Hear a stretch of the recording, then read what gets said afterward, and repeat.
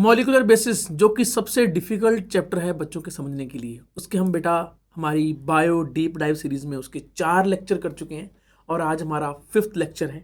बहुत ही इंटरेस्टिंग होने वाला है ये वाला जो है लेक्चर, क्योंकि इसमें हम पढ़ने वाले हैं आरएनए वर्सेस डीएनए, और साथ में हम पढ़ेंगे कि दोनों का एज जेनेटिक मटेरियल क्या रोल है, और साथ में हम देखेंगे डीएनए यहाँ पे रेप्लिकेशन का पहला part, that is called experimental proof of semi conservative DNA replication. वो 3rd पार्ट भी बेटा हम देखने वाले हैं। काफ़ी क्वेश्चन आते हैं, ये जो है काफ़ी वेटेज वाले जो हैं, तीनों के तीनों पॉइंट हैं। तो आज का लेक्चर बहुत ही खास होने वाला है, आप मिस मत कीजिए। और हाँ, उससे पहले बेटा लेक्चर शुरू करने से पहले एक छोटी सी अनाउंसमेंट है। मैं जो एक जल्दी ही इंटरेक्टिव पीडीएफ लेके आने वाला हूँ। इंटरेक्टिव पीडीएफ में क्या होगा कि आपके जो ये नॉर्मल ऐसी नहीं होगी आपने डाउनलोड कर लिया, देखा और काम चल गया और फेंक दिया आपने, नहीं, डिलीट कर दिया, ऐसा काम नहीं है। इस पीडीएफ को आप प्रिंट कर सकते हो, उसमें बीच बीच में फिल इन द ब्लैंक्स रहेंगे, बीच में सेक्शन रहेंगे जहाँ आप अपने नोट्स बना सकते हो। उसमें कुछ लिंक दिए होंगे जो पर्टिकुलर जो है टॉपिक को समझने के लिए, जिसमें वीडियोस होंगी, सॉल्यूशंस होंगे। तो इस टाइप के मैं पीडीएफ बनाने वाला हूँ और पूरे पूरे जो है बायोलॉजी के लिए ऐसी सीरीज आने वाली है इंटरेक्टिव पीडीएफ की, ठीक है। तो आप उसको डाउनलोड कर लेना और जल्दी आने वाली है, ये मान के चलो कि 15 से 20 फरवरी के बाद में बेटा वो 1 बाय 1 आना शुरू हो जाएगी। एक सैम्पल जो पीडीएफ है वो मैंने इसके उसका जो लिंक है मैं इसके वीडियो के डिस्क्रिप्शन में डाल दूंगा, आप उसको देख लेना तो आपको फायदा हो जाएगा। तो चलिए शुरू करते हैं, ज़्यादा टाइम नहीं लगाते। DNA versus RNA. देखो बेटा कुछ कुछ जो खासियत होती है डीएनए वर्सेस आरएनए कि इनके पहले स्ट्रक्चरल डिफरेंस देख लेते हैं, फिर हम आगे बढ़ेंगे जिसमें देखेंगे कि दोनों में से जेनेटिक मटेरियल कौन प्रेफरेबल है, वो बात की बात है। पहले हम देखते हैं दोनों के स्ट्रक्चरल डिफरेंस। देखो बेटा सबसे जो मेजर डिफरेंस है वो डीएनए में ये है, ठीक है। क्या है ये, आप डिफरेंस देख सकते हो, ये वाला जो है ये है बेटा, ये ब्लैक कलर से कर देते हैं। हाँ, ये शुगर है बेटा, ये कौन शुगर है, ये पेंटो शुगर है, ठीक है।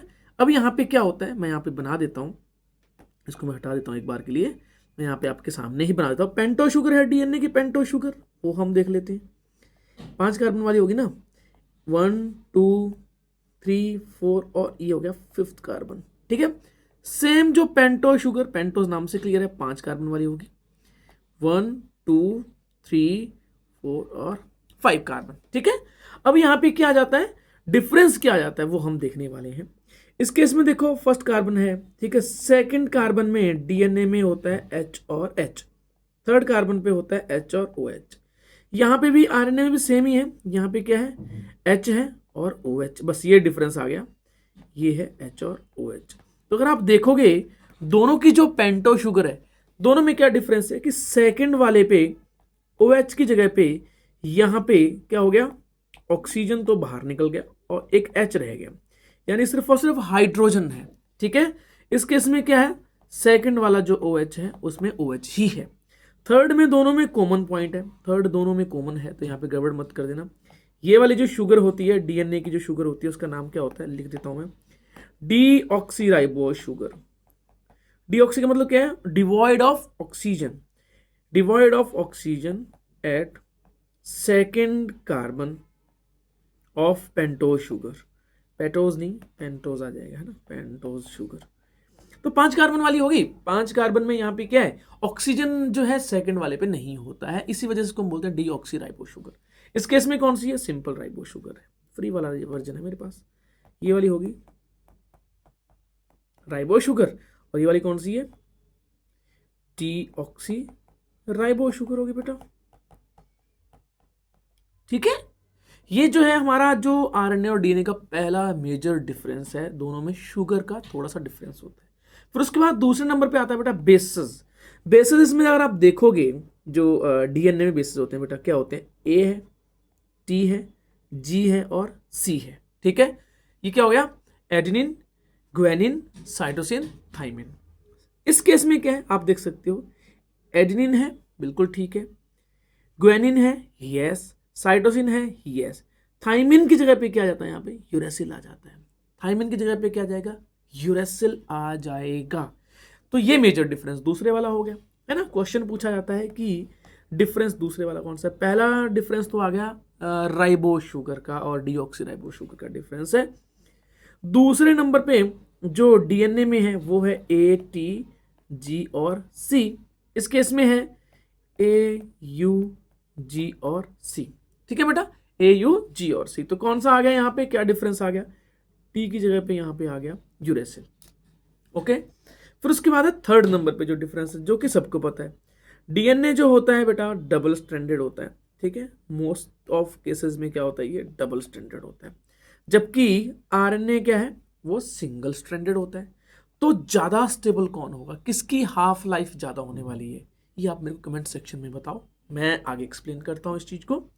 अगर आप दोनों की स्ट्रक्चरल स्टेबिलिटी की बात हम करें, तो हम बात करते हैं स्ट्रक्चरल स्टेबिलिटी, ऊपर ही लिख लेते हैं, स्पेस है क्यों भरना, तुम रखना। स्ट्रक्चरल जो स्टेबिलिटी है,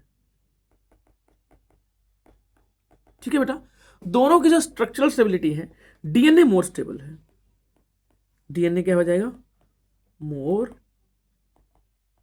स्टेबल, जबकि आरएनए क्या है, लेस स्टेबल। मेजर रीजन क्या है इसमें, मेजर रीजन की बात करते हैं, मेजर रीजन स्टेबल होने का इसका क्या है, सेकंड प्राइम ओएच का एब्सेंट होना, और यहां पे है सेकंड ओएच का प्रेजेंट होना। एक्चुअली सेकंड जो हाइड्रोक्सिल ग्रुप है, सेकंड कार्बन का जो हाइड्रोक्सिल ग्रुप बहुत रिएक्टिव होता है। ठीक है, वो वाटर के साथ इंटरेक्ट कर सकता है, एंजाइम के साथ इंटरेक्ट कर सकता है, इसी वजह से जो आरएनए होता है वो बहुत ही लीस्ट स्टेबल होता है एज कंपेयर टू डीएनए। ठीक है, ये एक डिफरेंस स्ट्रक्चरल स्टेबिलिटी का है। एक और डिफरेंस है कि यहाँ पे यूरेसिल का होना और यहाँ पे थाइमिन का होना। यहाँ पे थाइमिन जो है वो ज़्यादा स्टेबल है यूरेसिल से। इसके पीछे ना एक हायर लेवल का कॉन्सेप्ट है, साइटोसिन से यूरेसिल का कन्वर्जन होना। तो बेटा वो आपके सिलेबस में है नहीं। एनसीईआरटी भी उसको बोलती है कि आपको हायर बुक्स में देखने को मिलेगा, आपको हो सकता है कि एमबीबीएस में देखने को मिले। ठीक है, आप आगे जाके एमबीबीएस, बीडीएस, बीएमएस, बीएचएमएस जिसमें है, उसमें भी मोर और लेस केस में आपको ये वाला कॉन्सेप्ट देखने को मिल जाएगा। ठीक है, तो उसको हम डिस्कस नहीं करेंगे, कोई मतलब नहीं है, कोई लॉजिक नहीं है उसको अपने यहाँ पे टाइम बर्बाद करने का। अब यहाँ पे एक चीज और है, जो डीएनए है वो मोर स्टेबल है, मोर क्या आ जाएगा, स्टेबल आ जाएगा। म्यूटेट वेरी स्लो, क्योंकि ज्यादा स्टेबल है तो इसमें म्यूटेशन बहुत ही क्या होती है, कम होती है, बहुत ही कम होती है। ठीक है, एंड नो कैटालिटिक रोल, किसी भी आयरन, किसी भी प्रोटीन के साथ या बाकी चीजों के साथ ये रिएक्टिव नहीं होता, ये रिएक्ट नहीं करता है, इसी वजह से नो कैटालिटिक रोल, इसका कोई रोल नहीं होता है। ठीक है, वहीं अगर हम आरएनए की बात करते हैं बेटा, ये मेजर पॉइंट बहुत आगे जो है काम आने वाला है, जो हम करने वाले हैं ना डीएनए वर्सेस आरएनए में, ये मेजर पॉइंट है। और ये पीवाईक्यू में भी आता है, ये वाला, ये पीवाईक्यू में बहुत बार पूछा गया है। आरएनए जो है लेस स्टेबल है, आपने देख ही लिया वो तो, है ना। तो उसकी वजह से क्या हो जाएगा, अगर इसमें चेंजेस आएंगे तो ये म्यूटेट वेरी फास्ट, या फिर faster as compared to DNA, है ना, डीएनए के साथ कंपेयर करेंगे तो फास्टर आ गया ये। और इसका कैटालिटिक रोल भी रहा है, कैटालिटिक रोल भी है, यानी कि ये एज ए कैटलिस्ट काम कर सकता है, जिसको हम बोलते हैं राइबोजाइम। ठीक है, रिएक्टिव भी ज़्यादा होता है। ठीक है, दूसरे जो है प्रोटीन या फिर जो है अगर हम बात करते हैं वाटर के साथ ज़्यादा इंटरेक्ट कर सकता है। ठीक है, तो आरएनए क्या होता है, लेस स्टेबल होता है।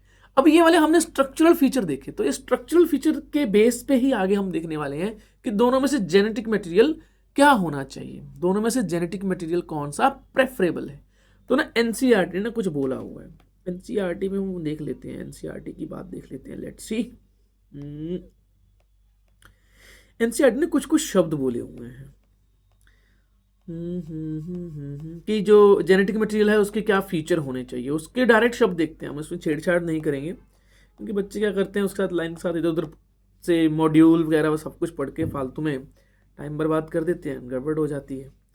तो हम इसको उठा लेते हैं, इधर ले आते हैं। ओके, आ जाओ भैया, ये हमारा, हमने इसका स्क्रीनशॉट ले लिया है। ठीक है, अब वापस आते हैं हमारे इस पे, और इसको हम कर लेते हैं यहाँ पे paste image from the clipboard. Okay, हो गया, क्लिप है, ये क्या है भैया, ये क्या बवाल है भैया, ये कुछ दिख नहीं रहा। कोई ना, हमारे पास जुगाड़ है, जुगाड़ तो है, इंडिया पूरा ही जुगाड़ से चलता है। तो फिर ये किस चिड़िया का नाम है? ओके, एनसीईआरटी की हम बातें कर लेते हैं, ठीक है। तो ये एनसीईआरटी की बात आ गई। चलो भाई, अब पॉइंट समझते हैं इसमें। एनसीईआरटी कह रही है कि अगर कोई जेनेटिक मटेरियल है या फिर जिसको होना चाहिए, वो उसको कुछ क्राइटेरियाज को फुलफिल करना पड़ेगा। Must fulfil the following criteria. NCERT क्या मेंशन करती है? A molecule that can act as genetic material must fulfil the following criteria. तो इसमें सबसे पहले नंबर पे क्या लिखा है इसने? It should be able to generate its replica. Replica का मतलब क्या होता है? ये खुद की कॉपी बनाना चाहिए इसको, यानी कि इसको खुद की कॉपी बनानी आनी चाहिए। तो आरएनए और डीएनए खुद की दोनों कॉपी बना सकते हैं, इसी वजह से दोनों जेनेटिक मटेरियल हो सकते हैं इस लाइन के बेस पे। It should be stable chemically and structurally. अब अपने को पता है कि आरएनए केमिकली स्टेबल नहीं था। क्यों? सेकंड प्राइम नंबर पे कार्बन पे हाइड्रोक्सिल ग्रुप प्रेजेंट है, वहां पे डीएनए बाजी मार गया। स्ट्रक्चरली भी जो है आरएनए सिंगल स्टैंडर्ड है, ठीक है, और तो इतना स्टेबल नहीं है, और डीएनए वहां पे स्टेबल हो गया और ज्यादा बाजी मार गया डीएनए यहाँ पे। इस केस में भी डीएनए के पार्ट पॉइंट कितने हो गए? ज्यादा हो गए। It should provide the scope for slow changes, जिसको हम बोलते हैं म्यूटेशन, धीरे धीरे स्लो म्यूटेशन आनी चाहिए, और जो कि रिक्वायर्ड होती है इवोल्यूशन के लिए। देखो, जो स्लो चेंजेस होते हैं ना, उसी वजह से धीरे धीरे करके इवोल्यूशन होता है, ठीक है। एकदम ड्रास्टिकली चेंजेस आने से क्या होता है कि हो सकता है कि ऑर्गेनिज्म की फर्दर जनरेशन ही डेड हो जाए, क्योंकि ज़्यादा जो है एकदम से फास्ट म्यूटेशन डेडली हो सकते हैं, लीथल हो सकते हैं, ठीक है। तो यहाँ पे अगर देखा जाए तो कौन बाजी मार गया? क्लियर कट है, डीएनए। तो डीएनए यहाँ पे भी बाजी मार गया। It should be able to express itself in the form of Mendelian characters. अब मेंडेलियन कैरेक्टर के फॉर्म में एक्सप्रेस करना चाहिए। मेंडेलियन कैरेक्टर का मतलब क्या है? फिनोटाइप। क्या है? फिनोटाइप। मेंडल ने बोला ना, फिनोटाइप जो कंट्रोल करते हैं वो फैक्टर कंट्रोल करते हैं। तो जेनेटिक मटेरियल फिनोटाइप को कंट्रोल करेगा, और कैसे कंट्रोल करेगा? By forming the proteins and enzymes. Proteins and enzymes, ठीक है। अब यहाँ पे जो प्रोटीन्स एंड एंजाइम कौन बना सकता है? आरएनए डायरेक्ट बना सकता है, आरएनए से प्रोटीन बन जाता है। जबकि डीएनए को आरएनए की क्या चाहिए? यहाँ पे हेल्प चाहिए, ठीक है। डीएनए को आरएनए की यहाँ पे हेल्प चाहिए होती है। तो वहां पे दोनों काम कर रहे हैं, तो दोनों के बीच में कंपेरेटिव टेबल बना लेते हैं। क्राइटेरिया हम देखते हैं, क्राइटेरिया पॉइंट्स किसमें? In DNA versus RNA. तो यहां पे हम डीएनए का बनाते हैं, यहां पे हम आरएनए का बनाते हैं, है ना। अब हम देखते हैं कि यहाँ पे पहले नंबर पे क्या लिखा है इसने? It should be able to generate its replica. तो यहाँ पे फॉर एग्जांपल हमने क्या दे दिया इसको? 4-4 नंबर दे दिए। 4-4 नंबर क्यों लिख रहा हूं मैं, अब समझ गए होगे, क्योंकि 4 नंबर के हमारे एमसीक्यूज आते हैं, तो हम देख लेंगे इसमें।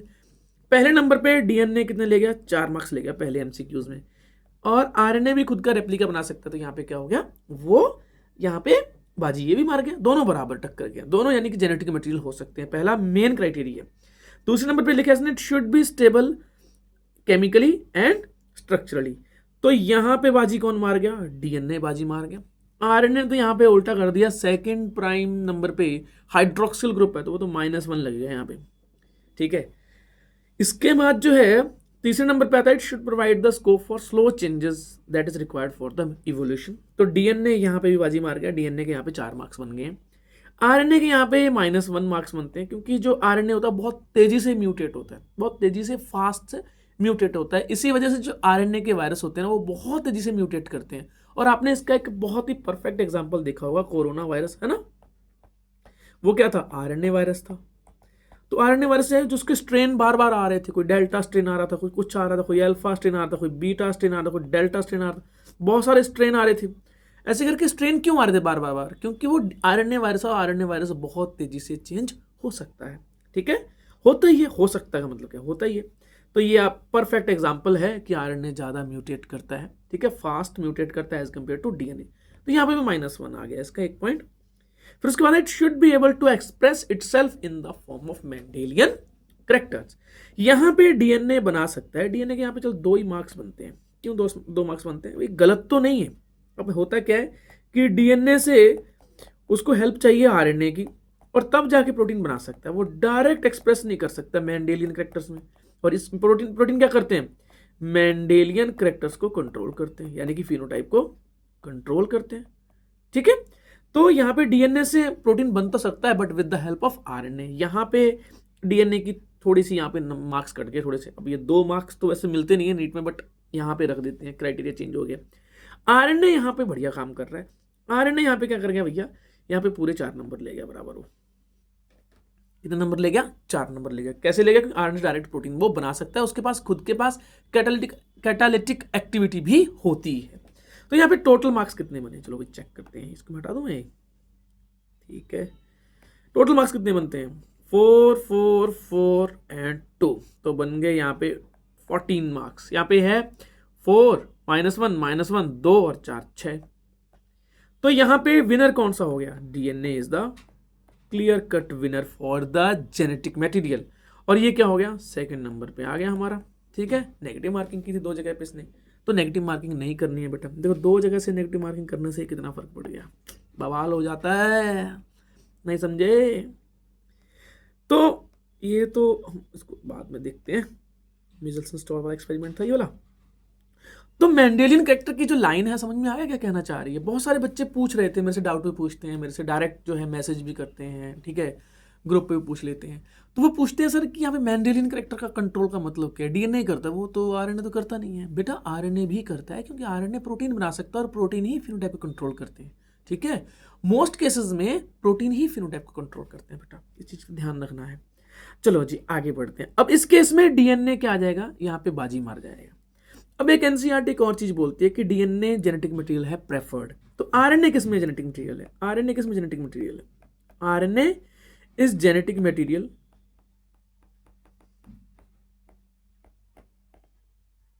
ठीक है इन सम वायरसेस, इन वायरसेस, सम वायरस, सारे वायरस नहीं, सम वायरसेस। कौन कौन से हैं, एनसीईआरटी मेंशन करती है क्यूबी बैक्टीरियोफेज, ठीक है, ओके। फिर उसके बाद बोलती है टीएमवी मोज़ेक वायरस, और एक मैंने एग्जांपल दे दिया आपको, कोरोना वायरस यानी कि कोविड-19 वायरस। ये मैंने 3 एग्जांपल दे दिए। अब आप 2 फेमस एग्जांपल बताने हैं, चलो 2 नहीं, चलो एक ही बता दो। आरएनए के जो है, आरएनए का एक वायरस है, बहुत ही फेमस वायरस है, और उससे एक सेक्सुअली ट्रांसमिटेड डिसऑर्डर्स भी होते हैं। तो वो आपको कमेंट सेक्शन में बताना है, देखते हैं आपको पता है कि नहीं पता। तो ये वाला हो गया पॉइंट। अब आगे बढ़ते हैं। अब हम देखते हैं आरएनए वर्ल्ड। अब यहाँ पे आरएनए वर्ल्ड एक थ्योरी आई बेटा। आरएनए वर्ल्ड थ्योरी जो दी थी वो एक साइंटिस्ट था जिसका नाम था कार्ल वूज, उन्होंने दी थी बेटा। उन्होंने बताया कि पहले आरएनए ही सारे काम करता था, आरएनए ही जेनेटिक मटेरियल था। इसने क्या बताया, RNA world theory. There was a time जब सिर्फ और सिर्फ आरएनए ही जेनेटिक मटेरियल था, आरएनए वाज मेन मटेरियल, ठीक है, in all so called organisms. उस टाइम के जो भी ऑर्गेनिज्म होते हुए होंगे, ठीक है, ये बता रहे हैं। अब आरएनए यहाँ पे सारे काम करता था, आरएनए यहाँ पे घर के सारे काम करता था, झाड़ू पोछा, ठीक है, सब लगाता था। कैसे लगाता था वो हम देखते हैं। आरएनए ही जेनेटिक मटेरियल का काम कर रहा था, ठीक है, आरएनए ही कैटालिटिक काम करता था, जो कि आज कौन करता है, आज कौन कर रहा है उसको, प्रोटीन कर रहा है। और आरएनए ही इंटरमीडिएट काम करता था। इंटरमीडिएट का मतलब क्या है, बहुत सारे जो काम है इर्द गिर्द बीच के अडेप्टर बना और ये सब कुछ टाइप का काम करता था। और आरएनए ही स्ट्रक्चरल कंपोनेंट बनाता था, ठीक है, स्ट्रक्चरल कंपोनेंट भी वही बना रहा था। ये उस टाइम की बात कर रहा है जब आरएनए ही सब कुछ था। आरएनए कह रहा था अहम ब्रह्मास्मि। तो आरएनए वर्ल्ड के बारे में आप समझ सकते हो कि ये क्या है, अहम ब्रह्मास्मि, ठीक है। अहम ब्रह्मास्मि का मतलब क्या हो गया, यहाँ पे ब्रह्मास्मि, चलो मैं यहाँ पे लिखूंगा नहीं क्योंकि हिंदी में ज़्यादा लिखने में मजा आता है, और मैं यहाँ पे हिंदी अभी लिखूंगा नहीं क्योंकि हम पढ़ रहे हैं, मतलब अभी हम साइंस के बारे में देखते हैं, ठीक है। अहम ब्रह्मास्मि, इसका कहने का मतलब है कि भाई मैं ही सब कुछ हूँ, और उस टाइम आरएनए सब कुछ था। आज ये काम कौन कर रहा है, अब आपसे क्वेश्चन है। पहले केस में आज जो है मोस्ट केसेस में जगह किसने ले ली है, डीएनए ले लिए। कैटालिटिक जो काम करते हैं कौन करते हैं, एंजाइम, जो कि मोस्टली कौन से हैं, प्रोटीन्स हैं। तो आजकल ये क्या कर रहा है, इंटरमीडिएट्स का काम करता है। इंटरमीडिएट्स और and other roles. Other roles में क्या आ गया? For example tRNA, mRNA, rRNA, RNA आगे जाके राइबोसोम बनाता है, tRNA ट्रांसफर RNA और mRNA intermediate between the DNA and protein. Structural component पे आज कौन काम करता है? प्रोटीन्स करते हैं, हमारी बॉडी के मेन जो है प्रोटीन्स ही करते हैं। तो ये बेटा टुडेज है, ये टुडेज वर्ल्ड की बात कर रहा है, जबकि पुराने टाइम के ये ऐसा था। ठीक है, तो आरएनए का जो वर्ल्ड थ्योरी थी वो कार्ल वूज ने दी थी। अच्छा, उसने एक और काम दिया था, उसने कोई ना कोई सीक्वेंसिंग दी थी उसने, वो कौन सी है वो आप कमेंट सेक्शन में मेरे को बताओ। तो अब हम पढ़ते हैं बेटा डीएनए रेप्लिकेशन। अब हम पढ़ते हैं डीएनए रेप्लिकेशन। ठीक है, डीएनए रेप्लिकेशन बहुत ही ज्यादा जरूरी है। और डीएनए रेप्लिकेशन में आगे बढ़ने से पहले बेटा एक चीज आपको मैं बता देता हूं। यार ये राइटिंग इस पेन से अच्छी नहीं आई, पर मैं ट्राई करता हूं कि अच्छी आ जाए। DNA replication. अब देखो, डीएनए रेप्लिकेशन का एक कोई मेथड होगा। वॉटसन एंड क्रिक ने बताया, उसने सजेशन दिया कि मेरे हिसाब से सेमी कॉन्जर्वेटिव मैनर में ही हो सकता है। वो कैसे? उसने बताया कि जो एक स्ट्रैंड है उसके पास इंफॉर्मेशन होती है दूसरे स्ट्रैंड के साथ बाइंड करने की, तो कहीं ना कहीं सेमी कॉन्जर्वेटिव तरीके से डीएनए रेप्लिकेट कर सकता है। बट एक्सपेरिमेंटल प्रूफ किसने दिया? बात की जाती है। एक्सपेरिमेंटल प्रूफ दिया बेटा किसने? अब यहां पे आ गया बवाल मेन। एक्सपेरिमेंटल प्रूफ दिया मिजल्सन एंड स्टॉल ने, वो भी 1958 में। उन्होंने क्या प्रूफ किया? उन्होंने एक्सपेरिमेंटली प्रूफ कर दिया, proof of semi conservative. Semi का मतलब क्या होता है? आधा।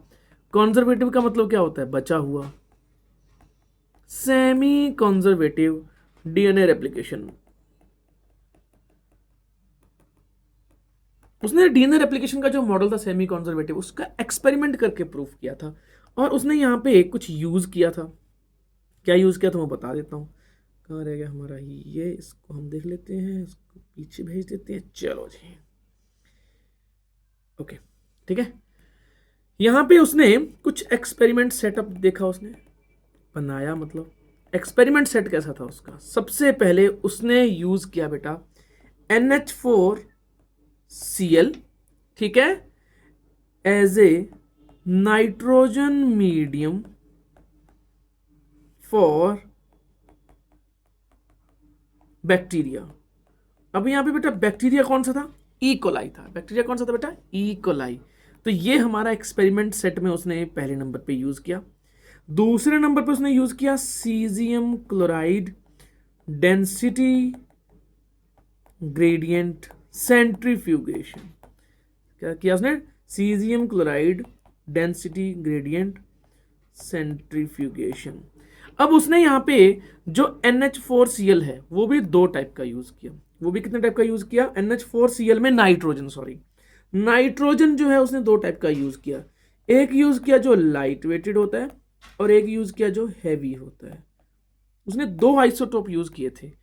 और नाइट्रोजन जो लाइट वाला था वो N14 था और ये वाला था N15।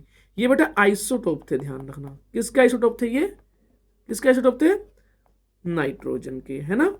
अभी यहाँ पे बच्चे गलती करके आते हैं। बच्चे सोचते हैं कि जो हैवी वाला है वो क्या है? रेडियो एक्टिव भी है। तो सिली मिस्टेक डिटेक्टर। यहाँ पे बेटा सिली मिस्टेक होने के चांसेस हैं आपसे, ठीक है। तो यहाँ पे लिख लो सिली मिस्टेक बॉक्स। क्यों? यहाँ पे आपसे सिली मिस्टेक होगी। आप हैवी की जगह पे आप इसको क्या लिख के आ जाओगे? रेडियो एक्टिव लिख के आ जाओगे, रायता फैल जाएगा। अब जब NH4Cl कंटेन या फिर नाइट्रोजन, बात करते हैं नाइट्रोजन की, अगर हम इसकी डेंसिटी देखते हैं तो N15 की डेंसिटी क्या होगी? ज्यादा होगी। N14 की डेंसिटी क्या होगी? कम होगी। अब उसने कैसे काम किया? अब यहाँ पे हम देखते हैं एक्सपेरिमेंट के स्टेप क्या थे, वो कैसे था। ठीक है, पहले नंबर पे दोनों साइंटिस्ट ने क्या किया? साइंटिस्ट कौन कौन से? Measles and stalls. Scientist grow the E coli bacteria. कौन सा बैक्टीरिया था बेटा? साथ साथ में लिखते जाओगे आप मेरे। E coli bacteria on N15 containing NH4Cl। यानी कौन सा था, हैवी वाला था। ठीक है, ये एज ए नाइट्रोजन सोर्स उन्होंने यूज किया फॉर द बैक्टीरिया। तो चलो भाई, ये हो गया, ये हमने बना दिया, फ्लास्क बना दिया। और यहाँ पे लाइट वेटेड, ऐसे लाइट वेटेड, चलो अपने ग्रीन से कर देते हैं, अब ग्रीन से बोल रहा हूँ मैं, ब्लू से कर देते हैं। लाइट वेटेड क्यों, अरे हाई वेटेड यूज़ किया था, तो इसको येलो से यूज़ करते हैं, येलो है ना, थोड़ा सा याद रह जाएगा। अब यहाँ पे for many generation, E coli को इसने यहाँ पे बहुत जनरेशन तक, जनरेशन टू जनरेशन क्या कर दिया, यहाँ पे ग्रो करता गया, ग्रो करता गया, ग्रो करता गया, जब तक कि उन सारे बैक्टीरिया के अंदर यहाँ पे सैंपल लिया और इसका डीएनए आइसोलेट किया। ठीक है, डीएनए आइसोलेट करने के बाद जब इसका सेंट्रीफ्यूगेशन किया गया, किसमें सीजियम क्लोराइड डेंसिटी ग्रेडियंट था। सीजियम क्लोराइड क्या था, एक ऐसा मीडियम था जिसमें जो डीएनए जो हैवी है वो कहाँ रह जाएगा बेटा, वो नीचे रह जाएगा। ऐसा क्यों हुआ, क्योंकि उस डीएनए के पास था N15 नाइट्रोजन। डीएनए में नाइट्रोजन, ऑब्वियसली डीएनए में नाइट्रोजनस बेस होते हैं तो वहां नाइट्रोजन इनकॉर्पोरेट होता है, तो ये तो सिंपल सी बात है ना। और आपको पता है नाइट्रोजन बेस कौन कौन से होते हैं, A, T, G और C नाइट्रोजन बेस होते हैं, इसमें कोई बहुत बड़ी बात नहीं है। फॉर मैनी जनरेशन, यहाँ पे एक चीज ध्यान रखने वाली बात है, सिंगल जनरेशन नहीं, फॉर मैनी जनरेशन उसने हैवी यहाँ पे नाइट्रोजन को यूज किया, उस पर ग्रो किया। बैक्टीरिया का जो डीएनए था उसके अंदर नाइट्रोजन जो है हैवी वाली भर भर के आ गई, और जैसे उसका सेंट्रीफिकेशन किया तो सबसे बेस पे आ गया वो, क्यों, क्योंकि हैवी उसके पास था, नाइट्रोजन था। अब यहाँ पे उसने ट्रांसफर कर दिया डीएनए को। अब सेकंड स्टेप में क्या कर दिया, transfer to the medium with light nitrogen containing NH4Cl। अच्छा, बच्चे और भी रायता फैला के आए थे, NH4Cl की जगह पे NH4OH करके आ जाते हैं। NH4OH नहीं यूज किया था नाइट्रोजन, उसने NH4Cl यूज किया था। कई तो और महान होते हैं, NaCl करके आ जाते हैं, मतलब गजब है यार। NaCl sodium chloride, sodium chloride में बैक्टीरिया मर जाएगा भाई, इतना दिमाग नहीं लगाना है। ठीक है, तो अब यहां पे इस बैक्टीरिया को ट्रांसफर कर दिया medium with the light nitrogen, जो कि N14 था दूसरे आइसोटोप में। अब हुआ क्या वो भी हम देख लेते हैं। ठीक, अब यहां पे उसने ग्रो करवा दिया, और ग्रो लाइट वाला था, मैंने लाइट का लिख दिया यहां पे। ठीक है, ट्रांसफर कर दिया, एंड फिर उसके बाद 20 मिनट्स के बाद, 20 मिनट्स के बाद क्या हो गया, 20 मिनट्स का मतलब क्या है, आफ्टर 20 मिनट्स उसने क्या कर दिया, आइसोलेट कर दिया, जो है डीएनए को आइसोलेट कर दिया, क्योंकि एक बार डिवीजन हो चुकी थी, जनरेशन 1 हो चुकी थी, यानी कि एक से बैक्टीरिया 2 बन गए थे। एक से कितने बन गए थे, 2, यानी कि डीएनए एक से कितना बन गया था, 2 बन गया था। उसने डीएनए आइसोलेट किया आफ्टर 20 मिनट।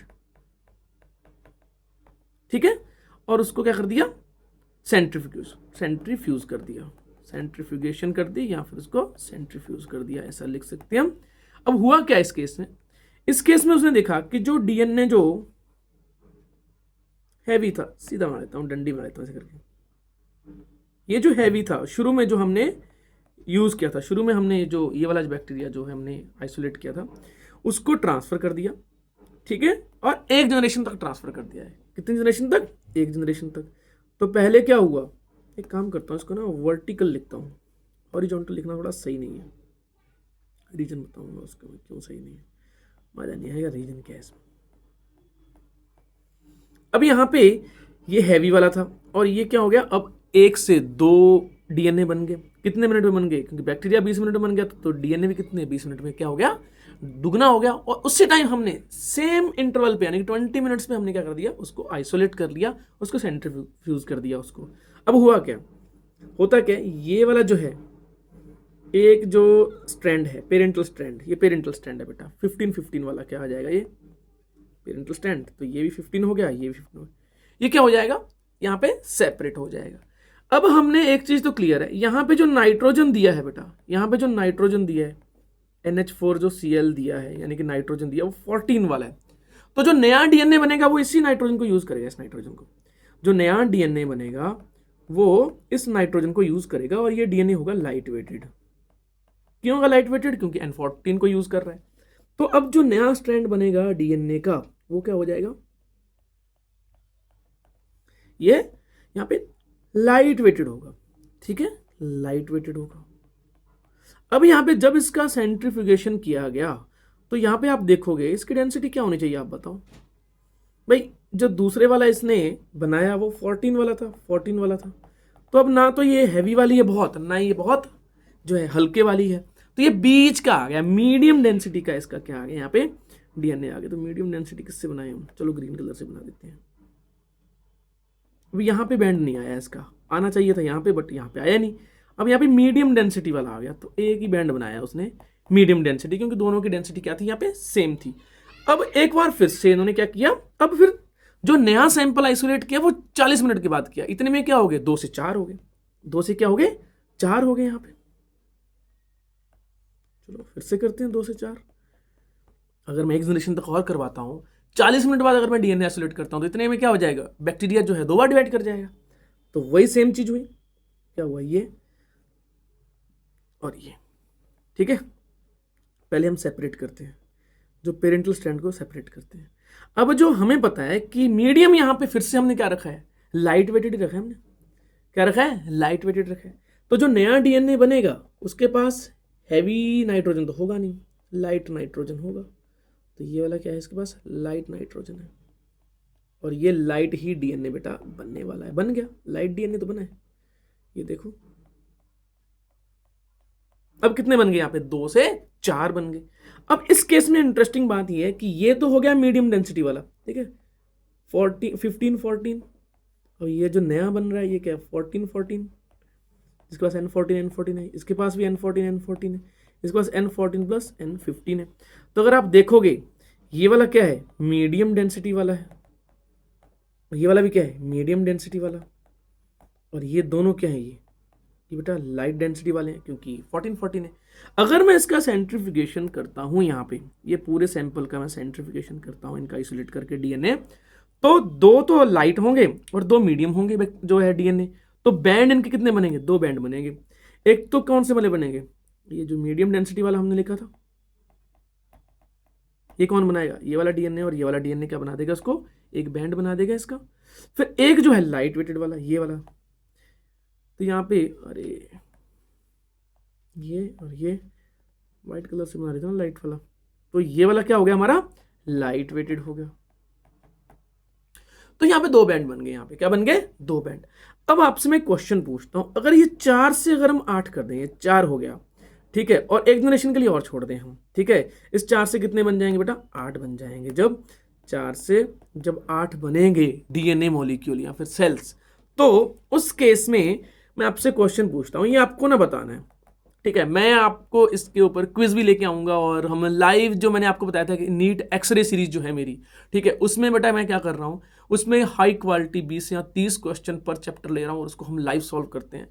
लाइव तो नहीं है, रिकॉर्डेड रहेगा, बट हम साथ साथ में सॉल्व करते हैं। उसमें क्वेश्चन दिया जाएगा, फिर उसके बाद आपको 30 सेकंड का टाइम दिया जाएगा, फिर उसके बाद जो है मैं सॉल्व करूंगा, आप क्वेश्चन अपना चेक करोगे कि सही है या गलत है, ठीक है। तो बेटा अब मैं क्वेश्चन पूछ रहा हूं आपसे, अगर 8 डीएनए बन गए तो उसका मैं सेंट्रीफ्यूगेशन किया, मैं आपसे क्वेश्चन पूछ रहा हूं, तो कितने बैंड बनेंगे? पहले तो बैंड कितने बनेंगे, पहला क्वेश्चन, ठीक है। दूसरा क्वेश्चन जो मैं आपसे पूछ रहा हूं, ठीक है, ये तो पहला क्वेश्चन हो गया। दूसरा क्वेश्चन आपसे पूछ रहा हूं, percentage of light DNA molecule, heavy DNA molecule और इंटरमीडिएट यानी कि मीडियम डेंसिटी डीएनए मॉलिक्यूल कितना होगा? हर एक का परसेंटेज बताना है आपको कितना होगा, ठीक है। और एक और क्वेश्चन है, एक और क्वेश्चन है, अगर एक बैक्टीरिया को मैंने N15 पे ग्रो करवाया बहुत टाइम तक, इसके बाद मैंने 5 जनरेशन तक उसको ग्रो करवाया किस पे? N14 पे, तो आपको बताना है percentage of light, medium and heavy जो डीएनए है बेटा वो कितना होगा। ये आपके 2 क्वेश्चन हैं जो आपको बताने हैं, ठीक है। ये था मिजल्सन एंड स्टॉल का एक्सपेरिमेंट। अब एनसीईआरटी एक और चीज बोलती है कि सेम टाइप एक्सपेरिमेंट जो है, जो कि एक PYQ में आया भी था, सेम टाइम पे एक एक्सपेरिमेंट हुआ था जो किसने किया था, टेलर ने, टेलर स्विफ्ट नहीं थी बेटा, टेलर एट ऑल लिखा हुआ है यहाँ पे NCERT ने, ठीक है। टेलर ने यहाँ पे क्या किया, यहाँ पे टेलर एट ऑल का मतलब क्या होता है, उसके साथ वाले जितने भी जो साइंटिस्ट होते हैं उसको एक्यूमुलेटली एट ऑल बोल दिया। तो टेलर एट ऑल का मतलब यहाँ पे क्या है, यहाँ पे इसने साइंटिस्ट ने विसिया फाबा जो बीन्स हैं, ठीक है, उस पे प्रूफ किया, ये एक्सपेरिमेंटली प्रूफ किया, सेम एक्सपेरिमेंटल प्रूफ किया, experimental proof of semi conservative DNA replication, DNA replication, ये उसने विसिया फाबा जो बीन्स हैं एक, उस पे यहां पे इसने एक्सपेरिमेंट किया था। अब यहां पे मैं एक क्वेश्चन पूछता हूं, उसने क्या यूज किया था, यूजिंग नाइट्रोजन N14 N15 और थाइमिन, क्या किया था यूज, थाइमिन या फिर थाइमिडिन, क्या वो हैवी था या फिर रेडियो एक्टिव था, ये आपको क्या बोलते हैं, मैं आपसे क्वेश्चन मैंने पूछा है तो आपको ये बताना है, मैं आपको इसका आंसर दूंगा नेक्स्ट वाले लेक्चर में। और नेक्स्ट वाले लेक्चर में बेटा क्या करने वाले हैं हम, नेक्स्ट जो लेक्चर है उसमें हम पढ़ने वाले हैं DNA रेप्लिकेशन, इन डेप्थ में पढ़ने वाले DNA रेप्लिकेशन, DNA कैसे रेप्लिकेट करता है, उसकी प्रोसेस क्या, इनिशिएशन, इलॉन्गेशन एंड टर्मिनेशन। हाँ तो बेटा एक चीज है मैं आपको बता देता हूं, लास्ट में आपको मैं बता देता हूं, NCERT surgery of this chapter जल्दी शुरू होने वाली है, NCERT surgery of this chapter जल्दी शुरू होने वाली है बेटा, ठीक है। NCERT सर्जरी देखो, बायो डीप डाइव सीरीज अलग है, इसमें हम कॉन्सेप्चुअल चीजों को समझते हैं, पहले देखते हैं कि भाई हुआ क्या था, चल क्या रहा था मैटर। जब हम NCERT पे जाएंगे वो इसके बाद जाएंगे, स्टेप ऐसा होता है कि पहले आपको कॉन्सेप्चुअली समझना है कि कॉन्सेप्ट क्या चल रहा है, प्रोसेस क्या हो रही है, और पीछे बिहाइंड लॉजिक क्या था, क्यों किया गया था, क्यों कैसे किया गया था। फिर उसके बाद हम NCERT की लाइन पे जाएंगे, ठीक है। NCERT की लाइन में क्या करेंगे हम, NCERT की लाइन पे जाकर क्या करेंगे हम, इसी कॉन्सेप्ट को समझेंगे। NCERT लाइन को देख के हम ये वाला जो कॉन्सेप्ट है उसको हम समझेंगे, और उसमें सीरीज का नाम रखा है NCERT सीरीज, ठीक है। तो उसमें लाइन टू लाइन हम देखेंगे NCERT क्या कहना चाह रही है और हमारा जो समझा था हमने वो क्या कहना चाह रहा था, क्या दोनों वो सही मैच हो रहे हैं। अगर दोनों सही मैच हो रहे हैं तो इसका मतलब कि बेटा अच्छी तैयारी हो रही है। वैसे जो है इसके बाद अगर आप क्वेश्चन प्रैक्टिस करोगे तो उसके लिए भी मेरे पास नीट एक्सरे सीरीज है, वो भी आप काम आ जाएगी। इसके बाद क्विजेस भी काम आ जाएंगे। तो 4 स्टेप पे आपकी पूरी प्रिपरेशन का एक पूरा फ्लो चार्ट रेडी है, ठीक है। आपको टेंशन लेने की जरूरत आपको नहीं है। और अगर आपको फिर भी कुछ और चीजें चाहिए तो आप नीचे कमेंट सेक्शन में आप बेटा बता सकते हो, ठीक है। तो आज के लिए इतना ही। नेक्स्ट वाली सीरीज में हम नेक्स्ट वाले लेक्चर में हम मिलते हैं बेटा, जिसमें हम DNA रेप्लिकेशन पढ़ने वाले हैं। तो चलिए ठीक है बेटा, बाय बाय।